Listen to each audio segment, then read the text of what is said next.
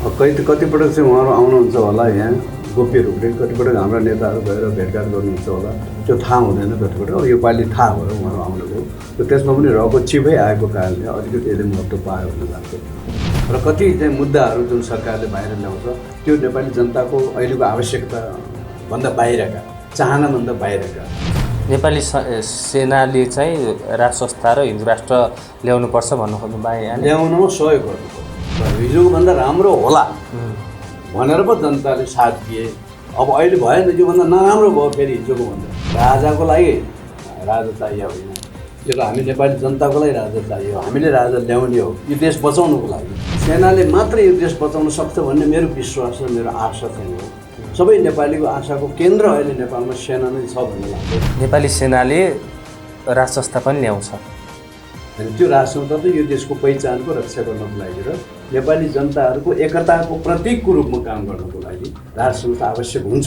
यही सरकारसँग फेरि हामीले माग राखेर पनि काम छैन, किनभने यसले गर्नै सक्दैन, त्यो माग पुरै गर्न सक्दैन भने चाहिँ हामीले यो सरकारसँग माग राख्नुको कुनै औचित्य हुँदैन भन्ने मलाई लाग्छ।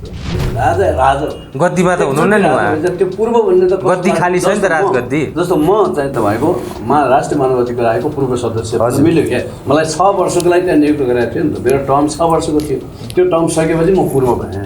राजा पूर्व त हुँदैनन् भनेर मैले पूर्व राजा भन्दैन, राजा ज्ञानेन्द्र नै भन्छु।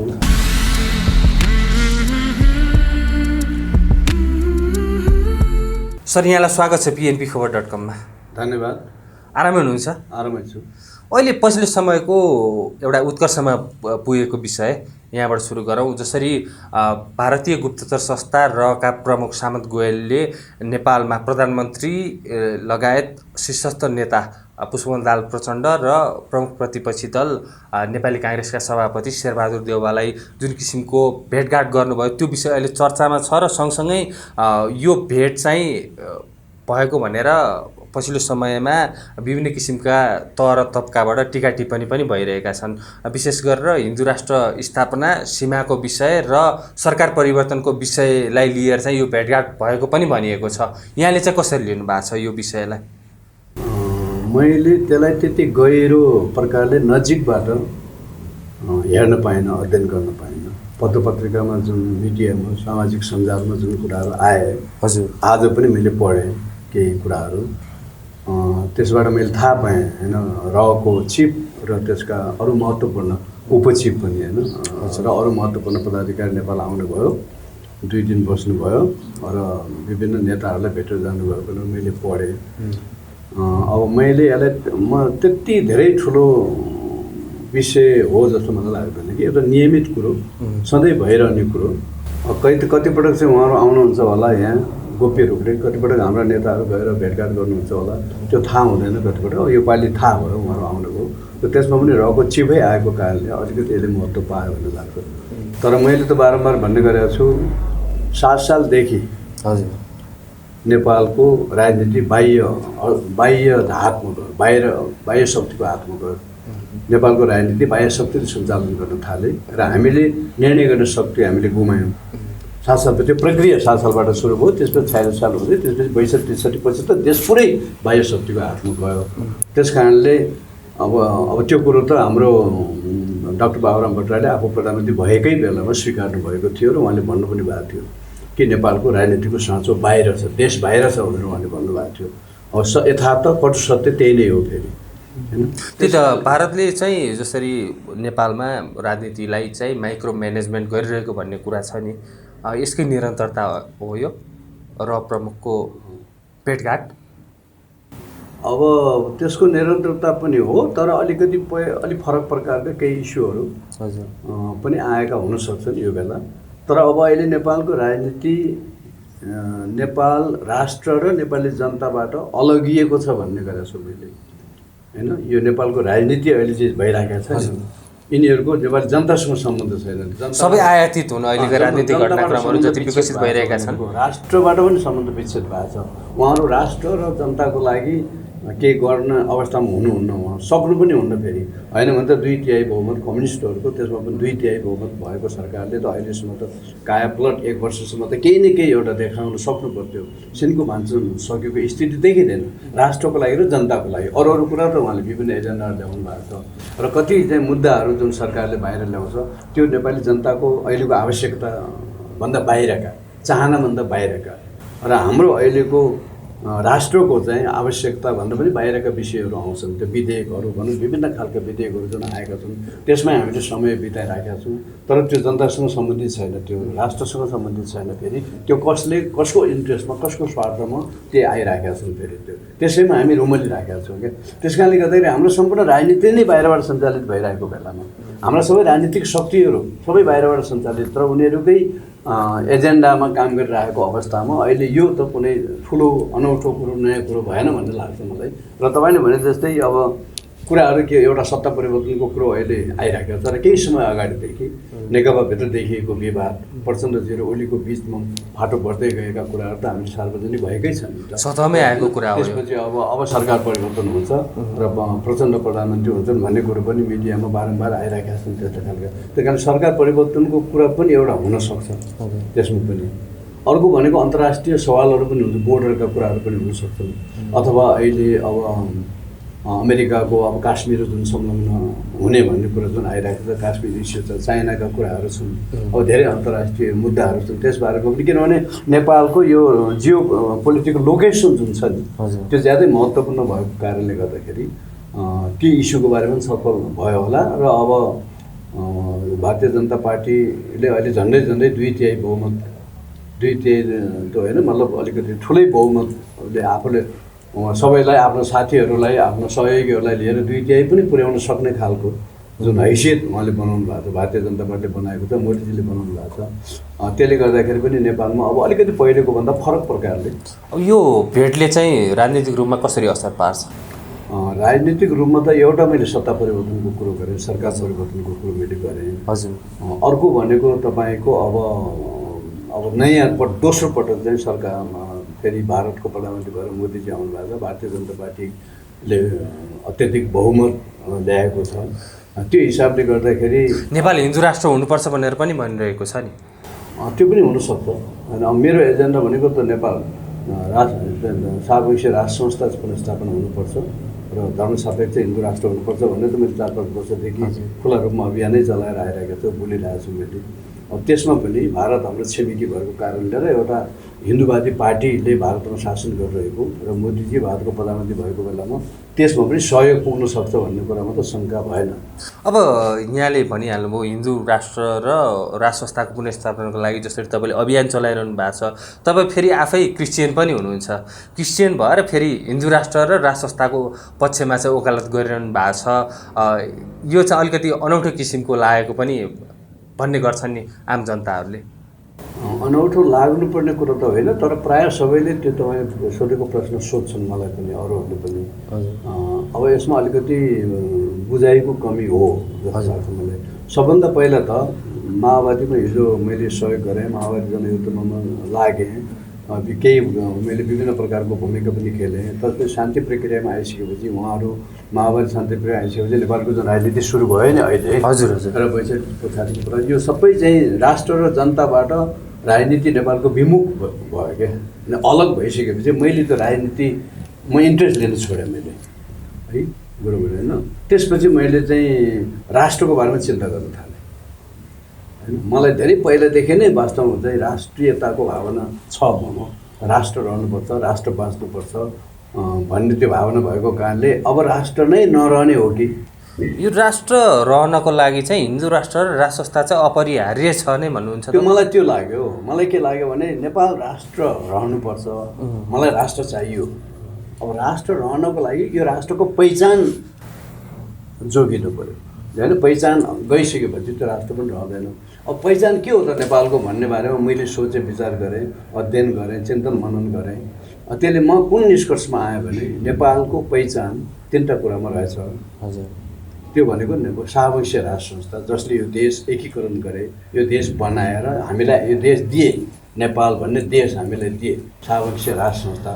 अर्को भनेको नेपाली सेना है त्यसको पनि नेपालको निर्माणमा महत्त्वपूर्ण भूमिका रह्यो। अर्को भनेको फेरि नेपालको राज संस्था सापेक्ष राज संस्था र नेपाली सेनाको नङ्ग्र मासुको सम्बन्ध कोसँग थियो भने धर्मसँग, हिन्दू धर्मसँग थियो भने नेपाल एकीकरण र नेपालको निर्माणमा त्यो हिन्दू धर्म जोडिँदै आएको छ कि सुरुदेखि नै हैन। त्यो हिसाबले गर्दाखेरि यो तीनटा कुराले अब यो शाहवंशीय राज संस्था त जनताहरूले नै सामन्ती भयो, निरङ्कुश भयो भनेर जनताहरूले फालेका हुन् नि। अब फेरि त्यसैलाई पुनर्स्थापना गर्नेतर्फ लाग्ने हामी जनताहरूले फाले त म भन्दिनँ है। अब यो कुरामा पनि म अहिले त कुन निष्कर्षमा आएको छु भने मैले अघि नै भने नि 7 सालदेखि यताका सबै राजनीतिक परिवर्तनहरू हामीले गरेका होइनौँ, हामीले ल्याएका होइनौँ, हाम्रो लागि थिएन। त्यो बाह्य शक्तिको आडमा, बाह्य शक्तिको योजनामा, डिजाइनमा र उनीहरूको स्वार्थमा भएको थियो भन्ने कुरा झन्झन अहिले त्यो स्पष्ट भइरहेका देखिन्छ अहिले। त्यो हिसाबले गर्दाखेरि नेपाली जनताले नै फालेका हुन् राज संस्था भन्ने कुरामा त मलाई लाग्दैन। किनभने सङ्घीयता, गणतन्त्र, धर्मनिरपेक्षता नेपालीहरूको एजेन्डा थिएन, नेपालीहरूको माग पनि थिएन, नेपालीहरूको चाहना पनि थिएन। यो सबै चाहिँ बाह्य स्वार्थमा यी एजेन्डाहरू आएका हुन्। गणतन्त्र पनि बाहिरकै स्वार्थमा आएको हो, धर्मनिरपेक्षता पनि बाहिरकै स्वार्थमा आएको हो र तपाईँको सङ्घीयता पनि बाहिरकै स्वार्थमा आएको हो भन्ने मलाई लाग्छ। त्यस कारण अब यो राष्ट्र बचाउनको लागि हामी नेपाली जनता जाग्नुपर्छ, हामी एकजुट हुनुपर्छ, हामी बाहिर आउनुपर्छ र यो राष्ट्रको भविष्य जोगाउनको लागि, राष्ट्रको स्वाभिमान बचाउनको लागि, राष्ट्रको चाहिँ एकता बचाउनको लागि र नेपालीहरूको बिचको जुन सामाजिक सद्भाव थियो हिजो, आज त त्यो भाँडिएको छ, त्यो चाहिँ भत्किँदैछ त्यो सद्भाव। त्यसलाई पनि फेरि हामीले जोगाउनको लागि सापेक्ष राज संस्था पुनर्स्थापना हुनुपर्छ, नेपाल धर्म सापेक्ष हिन्दू अधिराज्य हुनुपर्छ र यो काममा नेपाली सेनाको सक्रिय भूमिका हुनुपर्छ। नेपाली सेनाले चाहिँ राज संस्था र हिन्दू राष्ट्र ल्याउनुपर्छ भन्नु खोज्नु भयो, ल्याउनमा सहयोग गर्नुपर्छ। किनभने ऊ पनि यो राष्ट्रको अब यहाँ सँगसँगै नेपाली सेनाको कुरा गर्दा अब सैनिक शासन आउने पनि हल्ला चलेका छन्, सम्भव छ त्यो नेपालमा? होइन, समयले त्यो पनि आवश्यकता हुनसक्छ। किनभने अहिले देश त ज्यादै नाजुक अवस्थामा छ। यो पनि स्वीकार्न सकिन्छ। अब पछिल्लो समय यहाँले भन्नुभयो जस्तै जनतामा चाहिँ 2/3 जुन किसिमको सरकार थियो, वितृष्णा बढेको छ, जसलाई सामन्ती र निरङ्कुश भनेका थिए राज संस्था लगायतलाई, अहिले फेरि त्यसैलाई चाहिँ वैकल्पिक शक्तिको रूपमा पनि खोज्ने गरेको एकाथरी छन् नि। हिजो आजभन्दा हिजो राम्रो थियो भन्ने त जनतामा त्यो महसुस हुन्छ। मलाई पनि महसुस लाग्छ होइन। मैले पनि त हिजो पनि भोगेँ हौँ, देखेँ हौँ, आज पनि भोगेँ, देखेँ। त्यसले गर्दाखेरि म हिजो राम्रो थियो र हिजोको भन्दा राम्रो होला भनेर पो जनताले साथ दिए। अब अहिले भएन, योभन्दा नराम्रो भयो फेरि हिजोको भन्दा।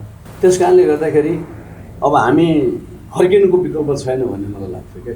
नेपालमा अब राजनीतिक निकास छैन, अहिलेको अवस्था जुन छ नि त्यसको राजनीतिक निकास छैन भन्ने मलाई लाग्छ। राजनीतिक हिसाबले यसको निकास गर्न सकिँदैन।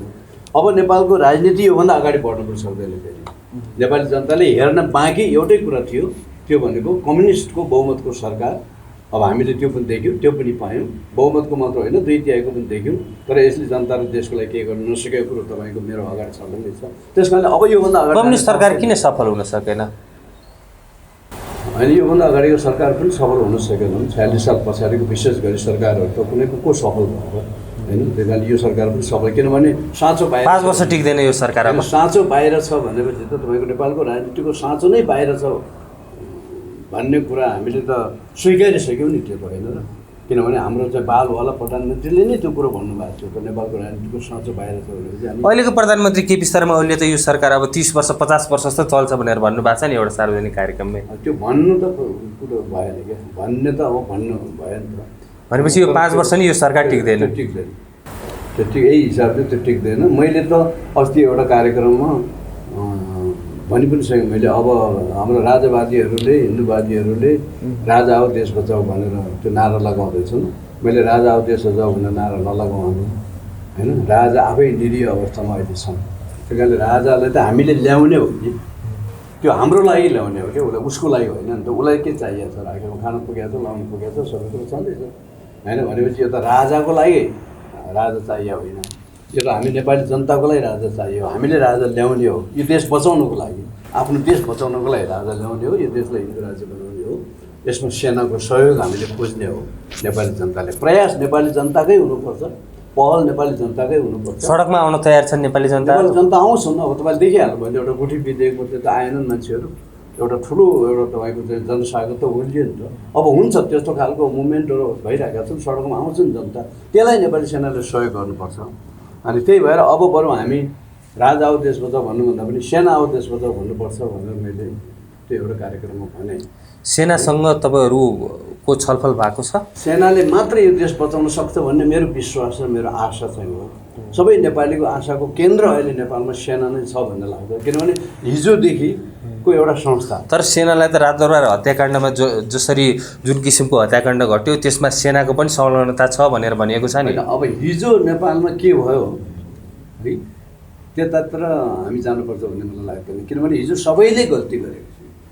हिजो कोही पनि चोखो छैन। राजनीतिक दलहरूले पनि गल्ती गरे, सेनाले पनि गल्ती गर्यो, राजा अथवा दरबारले पनि गल्ती गर्यो, नेपालका मिडियाहरूले पनि जुन भूमिका खेल्नु पर्थ्यो त्यो भूमिका खेलेन होला, बुद्धिजीवीहरूले त्यो भूमिका खेल्नु होला, र आम जनताले पनि देश बचाउनको लागि जुन एउटा सतर्कता अपनाउनु पर्थ्यो। हामी सुतेर बस्यौँ है, हाएर देशमा चाहिँ मन परि हुन दियौँ हामीले, हाम्रै कारणले देश आजको अवस्थामा आएको हो। त्यस कारणले अब सबैले आफ्नो गल्ती महसुस गरेर एकचोटि फेरि हाम्रो पुर्खाहरूले होइन बनाएको हामीलाई दिएको एउटा त्यो देश अब यसलाई फेरि योभन्दा पनि अझ नराम्रो हुनबाट हामीले बचाउनुपर्छ। सबै मिलेर हामीले बचाउने हो। अब काङ्ग्रेसलाई पनि चाखे, कम्युनिस्टलाई पनि चाखे, राजतन्त्र पनि चाखे जनताले। अब वैकल्पिक शक्ति चाहिँ कसलाई मान्ने त जनताले? अब त नेपाली सेना नै हो। अर्को पोलिटिक राजनीतिक शक्ति अब यो देशमा आउन सक्छ। नेपाली सेनाले नै अब सत्ता हातमा लिनुपर्छ भन्ने तपाईँको धारणा? नेपाली सेनाले हस्तक्षेप गर्नुपर्छ अहिलेको अवस्थामा, र अहिलेको जुन अराजक, अनैतिक, भ्रष्ट, अपराधिक र चाहिँ तपाईँको माफियाकरण जुन देश भएको छ नि अहिले होइन, यसलाई नेपाली सेनाले नियन्त्रणमा लग्नुपर्छ यसलाई होइन।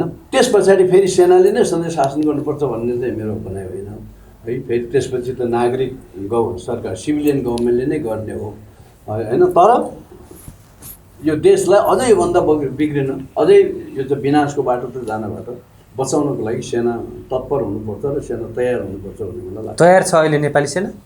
मलाई त त्यो विश्वास छ है। सेना त केही गरेर त बसेको त होला, केही सोचेर बसेको त होला नि। देशमा के भइरहेछ भने सेनाले हेरेको छैन होला होइन, हेरिरहेको छ नि त उसले। किनभने त्यो त नेपालको सबै जनताको, नेपाली जनताको आशाको केन्द्र हामी छौँ भन्ने पनि नेपाली सेनालाई थाहा छ नि त। जनता सेना, नेपाली सेनाले मात्रै यो राष्ट्र बचाउन सक्छ, नेपाली सेनाले मात्रै यो देशको पहिचान जोगाउन सक्छ, बचाउन सक्छ भन्ने नेपाली जनतालाई विश्वास छ, आशा छ। त्यो पनि नेपाली सेनालाई थाहा छ, किनभने यहाँ त कुनै राजनीतिक दलले, कुनै चाहिँ तपाईँको अरू कुनै नेताले होइन त्यो काम गर्न सक्दैन। नेपाली सेनाले राज संस्था पनि ल्याउँछ होइन, त्यो राज संस्था त यो देशको पहिचानको रक्षा गर्नको लागि र नेपाली जनताहरूको एकताको प्रतीकको रूपमा काम गर्नको लागि राज संस्था आवश्यक हुन्छ हजुर होइन। त्यस कारणले मैले भने नि त नेपालको तिनवटा कुरा त आउनु पऱ्यो नि त है। नेपाली सापेक्ष राज संस्था पनि हुनु पऱ्यो। त्यसले के गर्ने भयो त भन्दाखेरि नेपालको राष्ट्रिय एकताको रक्षा गर्ने भयो र नेपालीहरूको बिचमा एकताको प्रतीकको रूपमा काम गर्ने भयो। आज त्यो राज संस्था नभएको हुनाले नेपालीहरू तितर बितर भएका छन्, टुक्रा टुक्रा भएका छन्, आपसमा लड्ने अवस्था आइरहेको छ नि त। आज चाहिँ तपाईँको क्षेत्रीय हिसाबले विखण्डन भएको छ, जातीय हिसाबले विखण्डन भएको छ। आज हिजोभन्दा बढी विखण्डन भएको छ नि होइन। हिजो हामी जो सबै नेपालीहरू आपसमा मिलेर जुन बसेका थियौँ, नेपाली भन्ने कुरामा हामी गौरव गर्थ्यौँ, आज त्यो त हराएर गएको छ नि त होइन। त्यस कारणले अब धार्मिक हिसाबले विखण्डन हुँदैछ है, पारिवारिक हिसाबले पनि विखण्डन हुँदैछ, सामाजिक हिसाबले विखण्डन हुँदैछ। किनभने त्यो मियो होइन, जुन त्यो हटेपछि सबै चाहिँ लथालिङ बताएको। अहिलेका राजनीतिक दल, शीर्ष दलहरू छन्, उनीहरूको चाहिँ के छ, यहाँले के बुझ्नु भएको छ यो हिन्दू राष्ट्र राज संस्थाको विषयमा चाहिँ? अब अहिलेका राजनीति एउटा जस्तो सत्तामा भएका कतिपय नेताहरूले पनि के भनिरहनु भएको छ, पदमा बस्नुभएका मन्त्रीहरूले पनि सार्वजनिक रूपमा अभिव्यक्ति दिनुभएको छ कि अब राजतन्त्र फर्काउने चलखेल हुँदैछ, हिन्दू राष्ट्र फर्काउने चलखेल हुँदैछ भनेर भनिएको छ। फेरि प्रमुख प्रतिपक्षी दल काङ्ग्रेसले पनि हिन्दू राष्ट्रको लागि भनेर एक किसिमको छुट्टै लबिङ गरिरहेको छ, हस्ताक्षर अभियानै चलाइसकेको अवस्थामा चाहिँ यी दलहरूले चाहिँ कसरी लिएका छन् यो विषयलाई? अब यसमा पहिलो कुरो त अहिले नेपालमा दलहरू नै छैनन्। कसको कुरा गर्ने, दलहरू छैनन्। त्यो त नेकपा भित्रका नेताहरूले आफै भनिरहेका छन् अहिले नेकपा दलको रूपमा छैन, अहिले नेपाली कङ्ग्रेस दलको रूपमा छैन भनेर उहाँहरू भित्रकै मान्छेले उहाँ आफैले भनिराख्नु भएको छ। त्यहाँ दलहरू छैनन्, दलहरूभित्र केही व्यक्तिहरू छन् होइन, जसले यसको पक्षमा पनि बोलिरहेका छन् कसैले होइन। अब कसैले अब यस्तो हुने चलखेल हुँदैछ भन्ने तपाईँले भने जस्तो कुरा पनि छन् तर मलाई लाग्छ नेपालका प्रमुख दलका प्रमुख नेताहरूलाई पनि यो कुरो महसुस भइसकेको छ भन्ने मलाई लाग्छ अहिले। हो कि हामीले राष्ट्रबाट हटाएर गल्ती गरेछौँ, बाहिर जे भने पनि उहाँहरूले भित्र चाहिँ उहाँलाई त्यो लागेको छ भन्ने मलाई लाग्छ। अलिकति मात्र उहाँलाई नेपालप्रतिको माया, अलिकति मात्रै उहाँहरूको मनमा नेपालप्रतिको माया छ र म नेपाली हुँ भन्ने भावना उहाँहरूमा छ भने उहाँलाई त्यो लागेको हुनुपर्छ। राष्ट्रबाट हटाएर हामीले गल्ती गरेछौँ, धर्मनिरपेक्ष बनाएर हामीले गल्ती गरेछौँ, त्यस कारणले अब फेरि हामीलाई त्यो कुरो चाहिँ आउनुपर्छ भन्ने उहाँलाई लागेको हुनसक्छ। तर उहाँहरू स्वतन्त्र हुनुहुन्न होइन, उहाँहरू कसैको लागि काम गरिराखेका हुनाले उहाँहरू खुला रूपले भन्न सक्नुहुन्न र त्यो कुरा खुला प्रकारले गर्न सक्नुहुन्न, उहाँहरू निरीह हुनुहुन्छ भन्ने मलाई लाग्छ। अब अलिकति अघि विगत केही समय अगाडि अब अलिकति जस्तो अघि तपाईँले भन्नुभएको थियो माओवादीको सल्लाहकारको रूपमा पनि तपाईँले काम गरिसक्नु भयो। माओवादी युद्धदेखि सशस्त्र युद्ध जुन बेला जनयुद्धको नाम दिएर यहाँसम्म आइपुगेको छ, अहिले नेकपा एमालेसँग एकीकरण गरेर यो स्थितिसम्म आइपुग्दा चाहिँ त्यो बेला र अहिलेको भिन्नता के पाउनुभयो यहाँले? होइन, पहिला त त्यो एउटा शक्तिको रूपमा देखिन्थ्यो है, एउटा शक्ति, राजनीतिक शक्तिको रूपमा देखिन्थ्यो र संसार नै एकचोटि थर्किएको थियो नि त त्यसबाट त। हजुर, त्यो त्यो स्थिति हुँदै आउँदाखेरि त आज त्यो हिजो जनयुद्ध गर्ने नेकपा माओवादीको त अस्तित्व नै छैन। आज त्यो त हराइसक्यो नि, अब छैन नि त। र विशेष गरेर त्यसको कमान्डर होइन, जसले त्यो नेतृत्व गरेर आउनुभएको थियो उहाँले नै यो पार्टीलाई लिएर चाहिँ एमालेसँग एकीकरण गराइसकेपछि अहिले नेकपा माओवादी भन्ने त त्यो पार्टी नै रहेन, त्यो विलिन भइसक्यो, त्यो हराएर गयो, त्यो छँदै छैन अहिले। त्यस कारणले गर्दाखेरि हिजो र आजको तुलना गर्ने कुरा छैन, किनभने त्यो छैन, छँदै नभएको कुरासँग कसरी तुलना गर्ने? त्यो त सबै हराएर गइसक्यो नि, विलिन भएर गइसक्यो अहिले। विगतमा प्रचण्ड माओवादीकै नेता प्रचण्डको चाहिँ सन्देश लिएर तपाईँ राजासँग पनि पुग्नु भएको भन्ने कुरा छ नि, त्यो बारेमा अलिकति भनिदिनुहोस् न। त्यो त मैले बारम्बार भनिरहेको छु। म हिजो माओवादीलाई सहयोग गरिरहेको बेलामा, जनयुद्धकै बेलामा पनि मेरो चाहिँ राज संस्थाप्रति आस्था थियो र राज संस्थाप्रति सफ्ट कर्नर थियो मेरो। राज संस्था हटाउने कुरामा म कहिले पनि लागेको थिएन। मलाई पनि फेरि पार्टीभित्र पनि राज संस्था हटाउने कुरामा त्यति धेरै छलफल बहस हुँदैन थियो, मैले त सुन्दैन थिएँ म चाहिँ होइन। हामीले सुन्ने, हामी जस्ता यो हाम्रो लेभलका मान्छेले सुन्ने भनेको त समाजमा भएका विभेदहरूको अन्त्य गर्ने, शोषणहरूको अन्त्य गर्ने, असमानताहरूको अन्त्य गर्ने होइन, र सबै जनताको अधिकार सुनिश्चित गर्ने भने त्यो एजेन्डामा बढी जनताहरू पुगेको थिए क्या। यो सङ्घीयता, राज संस्था, धर्मनिरपेक्षता यी कुरा भनेको त पछिल्लो चरणमा आएर घुसाइएका एजेन्डाहरू हुन् भन्ने मलाई लाग्छ। अनि त्यसै कारणले गर्दाखेरि यो नेपाली जनताको चाहनामा यी आएका होइनन् है भनेर अहिले मैले भनिरहेको छु नि त। त्यो हिसाबले गर्दाखेरि आज देश अब हरेक राजनीतिक परिवर्तन पछाडि नेपाली जनताको जीवन स्तर झन्झन कष्टमय हुँदै गइरहेको अवस्था छ। अब राजनीतिक निकास नै छैन भन्नुहुन्छ? छैन, अब राजनीतिक निकास छैन। तपाईँले देखिरहनुहुन्छ नि, पार्टी छैन, दलको रूपमा छैन। मैले नेकपा एमालेको नेकपा अहिलेको नेकपा है जुन सत्तासीन पार्टी नेकपाको एकजना जिम्मेवार व्यक्तिसँग मैले कुरा गरेको थिएँ केही दिन अगाडि। उहाँले भन्दा पार्टीको रूपमा छैन, कार्यकर्ताहरू सबै असन्तोष छन्, रुष्ट छन्, उनीहरूलाई कुनै जिम्मेवारी दिएको छैन। अहिले सबै टुरा भएर बसिरहेका छन्। सबै भन्दाखेरि 8 लाख होइन सङ्गठित चाहिँ तपाईँको सदस्यहरू छन् भन्ने छ यो नेकपाका है। ती अहिले कति छन् भन्ने पनि अहिले चाहिँ एकिन छैन क्या। ती कहाँ पुगिसके होलान्, कता गइसके होलान् अहिले है, किनभने पार्टी सङ्गठन छैन अहिले, पार्टीको जनआधारै छैन अहिले। 2-3 मान्छेहरूले चाहिँ त्यो सबै निर्णय गरिराखेको देखिन्छ। त्यो असन्तुष्टि उहाँले व्यक्त गर्दै हुन्छ भने अहिले नेपालमा दलै छैन। दलीय व्यवस्था, बहुदलीय व्यवस्था भन्छौँ नि हामीले, मल्टिपार्टी सिस्टम, पार्टी नै अहिले चाहिँ अस्तित्वमा नभएको कारणले मल्टिपार्टी सिस्टम पनि अहिले अस्तित्वमा छैन। अब यो साँचो विदेशीको हातमा छ भने चाहिँ विदेशीले चाहिँ के गर्न खोजिरहेको छ? होइन, उनीहरूको त हरेक देशको आफ्नो इन्ट्रेस्ट हुन्छ। सबै देशले आफ्नो लागि सोच्ने हो, कुनै पनि देशले अरूको लागि त सोच्दैन नि त, पहिला आफ्नो लागि नै सोच्ने हो है। त्यस कारणले गर्दा त्यो स्वाभाविक पनि हो। जस्तो हामी हाम्रो देशको लागि सोचिरहेका छौँ, त्यस्तै अब अरू देशले आफ्नो बारेमा सोच्नु भयो भने। राष्ट्रिय स्वार्थको लागि चाहिँ नेताहरू एक ठाउँमा किन आउन सकिरहेका छैनन्? यही विदेशीकै चलखेल हो? किनभने ती नेताहरूलाई पनि विदेशीहरूले नै बनाइदिएको हो। नेताहरू चाहिँ आफै नेपाली जनताले बनाएका नेता, नेपाली जनताले छानेका नेता, नेपाली जनताले रोजेका नेता त होइन नि त है। तर यिनीहरूलाई बनाएको पनि विदेशीले, चलाएको पनि विदेशीले, काम पनि विदेशीहरूको लागि गरिरहेको छ। उनीहरू आफै निरीह छन् होइन। हेर्नुहोस् न अहिले तपाईँको अब अहिलेको सरकारकै कुरा हेर्नुहोस्, हाम्रो प्रधानमन्त्रीज्यूकै कुरा हेर्नुहोस् होइन। कति कुरा उहाँले गर्नुहुन्छ, गर्न खोज्नुहुन्छ, तर फेरि गर्न सक्नुहुन्न होइन। एउटा चाहिँ इस्यु उठायो, एउटा एजेन्डा बाहिर ल्यायो, फेरि त्यसबाट पछि हट्यो, फेरि पछि हट्यो, फेरि पछि हट्ने काम मात्रै भइरहेको छ। भन्दाखेरि त यो उहाँहरू निर्णय गर्नको लागि र केही गर्नको लागि स्वतन्त्र हुनुहुन्न। अब जनताले कसलाई विश्वास गर्ने?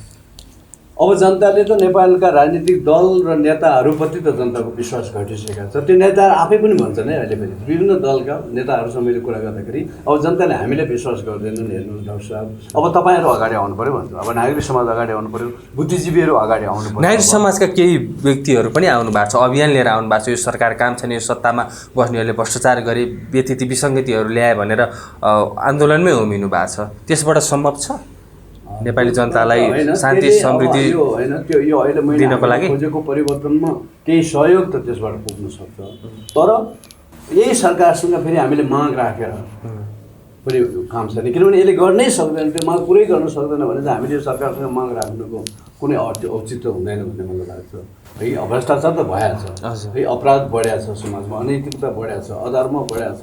अब यो विदेशी हस्तक्षेप बढिया, त्यो कुरो त सत्य हो नि। त्यस कारणले खालि एउटा इस्युको लागि मात्र पछि लागेर होइन हामी हुँदैन। अपराध मात्र नियन्त्रण गर्नुपर्छ भनेर कसैले आवाज उठाउन्, कसैले भ्रष्टाचार नियन्त्रण गर्नुपर्छ भनेर आवाज उठाउन्, कसैले विदेशी हस्तक्षेप बन्द गर्नुपर्छ भनेर आवाज उठाउन्, कसैले समाज अनैतिक भ्रष्ट हुन थाल्यो, यसलाई अलिकति हामीले यसलाई कन्ट्रोल गर्नु पऱ्यो, नियन्त्रण गर्नु पऱ्यो भन्ने होला। यी टुक्रा टुक्राका कुरा आयो क्या। समग्र रूपमा चाहिँ नेपाल राष्ट्रको अस्तित्वको कुरो छ नि त। यहाँ त अहिले त अरू विकासका कुरा, समुन्नतिका कुरा, समृद्धिका कुराहरू मलाई लाग्छ हामी गर्नु बेकार छ भन्ने मलाई लाग्छ। अहिले त हाम्रो चुनौती भनेको राष्ट्र बचाउनु है। र त्यो राष्ट्र बचाउनको लागि मैले भने सार्वजनिक राष्ट्र पुनर्स्थापना गरौँ, सबै मिलेर गरौँ, नेपाललाई धर्मसापेक्ष हिन्दू राज्य बनाऊँ, सेनाले त्यसमा सहयोग गरोस्। त्यसपछि हामीले एउटा कस्तो व्यवस्था, पूर्वराज परिवारसँग कुरा भएको छ यहाँहरूको? राजासँग भएको छ। हजुर, पूर्व राजासँग? पूर्व राजा त होइन, राजै हुनु नि। राजा पूर्व हुँदैन, म राजा कहिले पनि पूर्व हुँदैन। राजा राजा गद्दीमा त हुनुहुन्न नि उहाँ। त्यो पूर्व भन्ने त गद्दी खाली छ नि त, राजगद्दी। जस्तो म चाहिँ तपाईँको राष्ट्रिय मानव अधिकार आयोगको पूर्व सदस्य मिल्यो क्या। मलाई 6 वर्षको लागि त्यहाँ नियुक्त गरेको थियो नि त। मेरो टर्म 6 वर्षको थियो। त्यो टर्म सकेपछि म पूर्व भएँ। राजा पूर्व त हुँदैनन् भनेर मैले पूर्व राजा भन्दैन, राजा ज्ञानेन्द्र नै भन्छु। उहाँले के भन्नुहुन्छ? जनताले पनि अहिले राजाको रूपमा मानिराखेका छन्। फेरि भारत सरकारले पनि उहाँलाई राजाको रूपमा बोलायो। फेरि नेपाल नरेश भनेर नै त्यहाँका मिडियाहरूले सम्बोधन गर्यो नि त। त्यस कारणले गर्दाखेरि उहाँसँग मेरो 3 पटक भेट भएको छ। देशको बारेमा धेरै चिन्तित हुनुहुन्छ। देश यस्तो होला भन्ने मैले सोचेको थिएन भन्नुहुन्छ उहाँले। त्यसो भए त सजिलैसँग उहाँले छोडिदिनु भएको थियो नि त। त्यो त ठुलो एउटा त्याग थियो। धेरै जनता मर्नु सक्थ्यो, धेरै रक्तपात हुन सक्थ्यो। त्यहाँ उहाँले सत्ता, अहिलेका हाम्रा नेताहरू र अहिलेका हाम्रा राजनीतिक दलहरू जस्तै चाहिँ होइन त्यो सत्तामा टाँसिरहन 240 वर्षसम्म शासन गरेको एउटा इन्स्टिट्युसन, एउटा संस्था, त्यति सजिलैसँग जानु भनेको त त्यो ठुलो त्याग थियो भन्ने मलाई लाग्छ। अब तपाईँले भनेअनुसार सेनाको सहभागितामा शाहवंशीय राजसंस्था नेपालमा नआउने हो भने चाहिँ यो मुलुक कुन दिशातर्फ जान्छ? रहँदैन। यसपछि यो अफगानिस्तान हुन्छ, यो सिरिया हुन्छ, अन्तर्राष्ट्रिय शक्तिहरूको क्रीडास्थल हुन्छ यो है। र अन्तर्राष्ट्रिय शक्तिहरूको युद्धस्थल भन्छ यो। त्यो हुने प्रक्रिया अगाडि बढिरहेको छ। त्यो भयो भने नेपाल सदाको लागि गयो। त्यो हुनबाट यसलाई जोगाउनको लागि सबभन्दा पहिला हाम्रो अस्तित्वलाई हामीले जोगाउनु पऱ्यो र त्यो गर्नको लागि हाम्रो पहिचानलाई फेरि पुनर्स्थापित गर्नु पऱ्यो हाम्रो। त्यसपछि हामी फेरि विकासका कुरा गरौँला, कुन कस्तो खालको व्यवस्था अप्नाउने भन्ने कुरा गरौँला, कस्तो खालको विकासको मोडेल हामीले चाहिँ अगाडि बढाउने भन्ने कुरा गरौँ। त्यो त हामी छलफलबाट गर्न सक्ने कुरा हो। सबभन्दा पहिला राष्ट्र बचाउँ। अहिले राष्ट्र सङ्कटमा छ, राष्ट्रको पहिचान सङ्कटमा छ, धर्म सङ्कटमा छ अहिले। फेरि त्यसप्रति हामी सबै जनता चाहिँ लाग्नुपर्छ भन्ने मलाई लाग्छ। हुन्छ, अब हामी कार्यक्रमको अन्तिम चरणमा छौँ। अब यो राष्ट्र बचाउनको लागि चाहिँ नेपाली जनताले कस्तो भूमिका खेल्नुपर्छ, नागरिक अगुवाहरूले, नागरिक समाजका अगुवाहरूले कस्तो किसिमको भूमिका खेल्नुपर्छ र अहिले अस्तित्वमा रहेका राजनीतिक दलहरूले कस्तो किसिमको भूमिका खेल्नुपर्छ? अब त्यो सुरु भइसकेको छ। अब राजनीतिक दलहरूभित्र पनि सबै जनताहरू त त्यहाँनिर मेरो विचारमा यो अहिलेको मुभमेन्टमा सहभागी छन्। एमालेका मान्छे छन्, तपाईँको नेकपाका मान्छे छन्, काङ्ग्रेसका मान्छे छन्, सबै मान्छेहरू आइरहेका छन् त अहिले होइन। उनीहरूले पार्टी नेताहरूले पनि बोलिरहेका छन् व्यक्तिगत रूपमा। त्यस कारणले गर्दाखेरि सबैजना लाग्नुपर्छ भने क्या मैले हामीले कसैलाई पनि दोष दिएर गाली गरेर अहिले काम छैन। हामी सबैले गल्ती गऱ्यौँ भने नि त मैले कि राजाले पनि गल्ती गरे, राज संस्थाबाट पनि गल्ती भयो, उहाँले स्वीकार्नु भएको छ नि त, हामीबाट पनि गल्ती भयो भन्नुभएको छ त धेरैपटक होइन र। सेनाले पनि गल्ती गर्यो, आफ्नो जिम्मेवारी पुरा गरेन होला सायद होइन। जनताहरूले पनि आफ्नो जिम्मेवारी पुरा गरेन होइन। मिडियाले, सञ्चार क्षेत्रले पनि गरेन होला, बौद्धिक क्षेत्रले गरेन होला, धार्मिक क्षेत्रले पनि फेरि होइन। यत्रो चाहिँ तपाईँको 94% हामी चाहिँ ओम परिवार छौँ भन्नुहुन्छ, ओमकार परिवार होइन। अब तपाईँको 1 अरब 20 करोडको सङ्ख्यामा जनसङ्ख्यामा रहेका हिन्दूहरू नेपाल र विश्वभरिका, हामीले त धर्मनिरपेक्ष राष्ट्र हो, हिन्दूलाई हटाएर, हिन्दू धर्मलाई हटाएर धर्मनिरपेक्ष बन्दाखेरि हामीले केही पनि गरेनौँ, गर्न सकेनौँ नि त छ। हामी एकदम सबै चाहिँ तपाईँको सुतेर बस्यौँ। अब हामी बिउजन्नु पऱ्यो है, आफ्ना गल्ती स्वीकार गरेर हामीले यो राष्ट्र, हाम्रा पुर्खाले बनाएको राष्ट्रलाई हामी बचाउँ, यो राष्ट्रको रक्षा गरौँ। त्यसैमा हामी सबै लाग्नुपर्छ। हुन्छ त्यो नेपाली जनताहरू बाहिर सडकमा आउँछन्, जस्तो गुठी विधेयकले त्यसले देखाइसकेको छ। अब सडकमा आयो भने जनताहरूको शक्तिमा हुन्छ, राज संस्था पनि जनताको शक्तिमा फर्किन्छ र अब त्यो जनताको कहिलेसम्म होला यो परिवर्तन चाहिँ फेरि? अब यो परिवर्तन त तपाईँको अब नेपाली जनताहरू कसरी सचेत हुन्छन्, जागरुक हुन्छन् र यो अहिले देशको यो सङ्कटलाई उनीहरूले कसरी कति छिटो बुझ्न सक्छन् भन्ने हो क्या। मुख्य कुरो त सङ्कट आइरहेको छ, तपाईँले थाहा नहुन्छ। तपाईँहरूले बुझाउन चाहिँ नसक्नु भयो? अब हामी त बुझाउन कोसिस गरिरहेका छौँ नि, गत 4-5 वर्षदेखि त म निरन्तर लागिरहेको छु होइन। ठाउँ ठाउँमा यहाँ राष्ट्रिय स्तरले मात्र होइन, म अन्तर्राष्ट्रिय फोरमहरूमा पनि, संयुक्त राष्ट्रसङ्घका फोरममा मैले यो इस्यु उठाएको छु होइन। अरू इन्टरनेसनल फोरमहरूमा पनि मैले यो कुरा राखेको छु र अहिले विशेष गरी पश्चिमका राष्ट्रहरूसँग र पश्चिमका त्यहाँका जनताहरूसँग मैले यो निरन्तर रूपमा यो एजेन्डा सेयर गरिरहेको छु, उठाइरहेको छु। हस्, यहाँलाई समय र संवादको लागि धेरै धेरै धन्यवाद। ल, यहाँहरूलाई पनि धेरै धन्यवाद। आफ्ना विचारहरू मैले जुन 4-5 वर्षदेखि राख्दै आएको छु विभिन्न मिडियामा, विभिन्न फोरमहरूमा, त्यो पनि फेरि तपाईँहरूको माध्यमबाट, तपाईँहरूको मिडियाको माध्यमबाट नागरिकहरूलाई भन्ने मौका दिनुभयो, यसको लागि म तपाईँहरूलाई धेरै धन्यवाद दिन्छु। तपाईँहरूलाई अनुरोध पनि गर्छु, अब यो अभियानमा तपाईँहरू पनि सशक्त रूपले लाग्नुहोस्, राष्ट्र बचाउने अभियानमा तपाईँहरू पनि सामेल हुनुहोस्।